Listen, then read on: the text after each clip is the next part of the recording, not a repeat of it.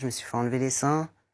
Bah après, ça a pas suffi. Je me sentais toujours mal, donc j'ai pris la testostérone.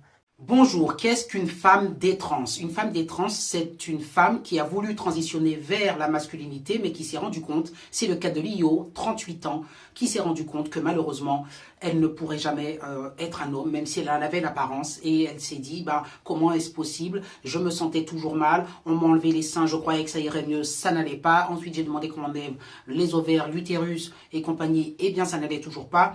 Et finalement, elle s'est désillusionnée. Après, ça a pas suffi. Je me sentais toujours mal. J'ai changé de prénom. Après, ça a pas suffi. Je me sentais toujours mal. J'ai fait les opérations. Enfin, voilà.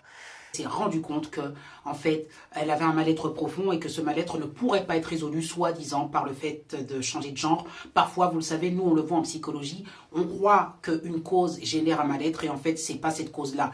Et malheureusement, derrière, elle explique qu'il est incroyable de penser que la médecine l'a poussée à aller vers cette transition, ou en tout cas à opérer des changements sur elle, lui enlever des organes qui étaient fonctionnels et dit que non, on n'opère pas un corps sain et qu'on aurait dû la freiner dans cette démarche. Tout l'enjeu, c'est, je vous rappelle, de pouvoir faire ce qu'on appelle des thérapies pour aider à travailler sur cette conversion. Et là, c'est complètement interdit par la loi aujourd'hui. Quand une personne, et vous avez entendu récemment, la HAS l'a dit, quand un jeune de 16 ans veut transitionner, il faut favoriser cette transition. Mais à 16 ans, est-ce qu'on est mature et est-ce qu'on sait suffisamment ce qu'on veut? Est-ce qu'on est vraiment sûr que le mal-être que l'on pense avoir est vraiment dû à un problème de genre? Parce que vous le savez, hein, on l'a dit, les jeunes autistes, notamment Asperger et tout ça, qui sont donc dans leur pathologie très influençables, beaucoup sont touchés par cette envie de transitionner.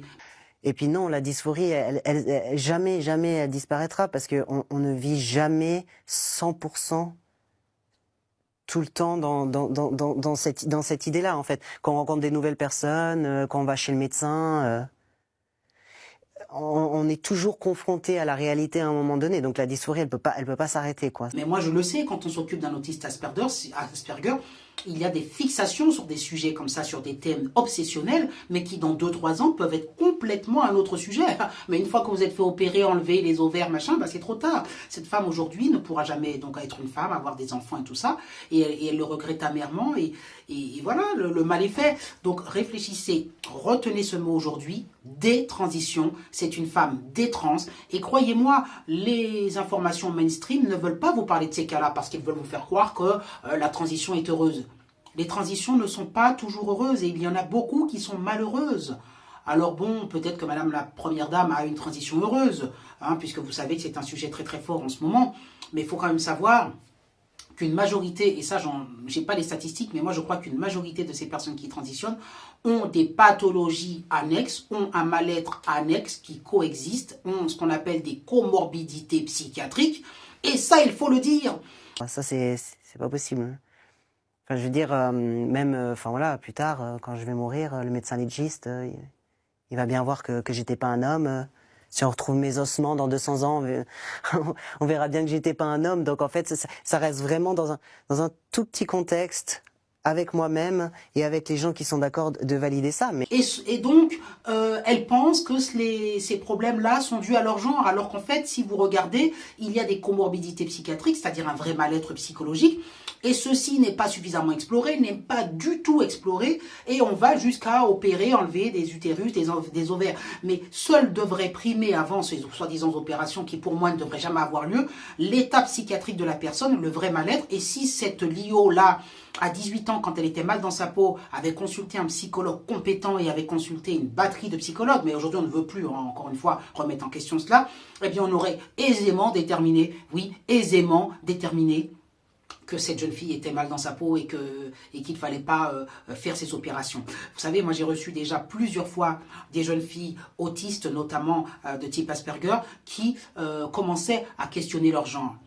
Dès qu'on sort de ça, ben, la réalité, elle revient automatiquement et du coup, ben, la dysphorie, elle est là, quoi. Féministe. Et moi, j'ai immédiatement pu leur faire comprendre que ce questionnement était dû à leur, entre guillemets, comorbidité, c'est-à-dire leur autisme, et que c'était, entre guillemets, une fixation, une obsession, le genre, comme l'avait été plusieurs années avant la religion ou d'autres thèmes, parce que, comme je vous ai dit, dans la pathologie, quand on est mal, on cherche à se remplir et à comprendre, et avec l'autisme notamment, on cherche des réponses sur des sujets qui deviennent obsédants.